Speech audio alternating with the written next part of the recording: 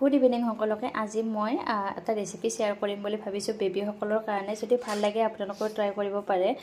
আৰু মোৰ আজিকালি চিন্তা যে নিজতকৈ বেছি ইভানৰ কাৰণে হৈছে সেইকাৰণে ভাবিছোঁ আজি মই তাক কি খুৱাওঁ মই সদায় এনেকুৱা চিন্তা কৰোঁ যে কালি কি খুৱাম আজি কি খুৱাম সেইকাৰণে ভাবিছোঁ আজি সাবুদানা খুৱাওঁ যিহেতু এতিয়া গৰম পৰিছে আৰু এই সাবুদানাখিনি মই যোৱাকালি ৰাতিয়ে তিয়াই থৈছিলোঁ 3-4 ঘণ্টামান আগত তিয়াই থলেও হৈ যায় আৰু ধুনীয়াকৈ ধুই পিনে তিয়াই থ'ব আৰু যদি আপোনালোকে বেবীসকলক খুৱাওঁ বুলি ভাবে তেতিয়াহ'লে খুৱাব পাৰে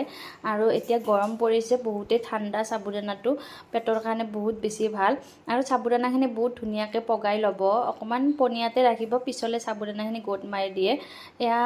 মই গাখীৰো দিছোঁ এচামুচ নান গাখীৰ তাৰ লগত সাবুদানাখিনি মিক্স কৰি লৈছোঁ ভিডিঅ'টো ধুনীয়াকৈ চাই থাকিব গম পাব মই কি দিছোঁ আৰু একদম ইজি ৰেচিপি যিহেতু বেলেগ একো নালাগে আৰু ড্ৰাই ফ্ৰুটছ পাউডাৰ যদি ঘৰত থাকে আপোনালোকে সেয়াও এড কৰি দিব পাৰে মই এয়া অকমান ড্ৰাই ফ্ৰুটছ পাউডাৰ দিছিলোঁ আৰু ভাল লাগিলে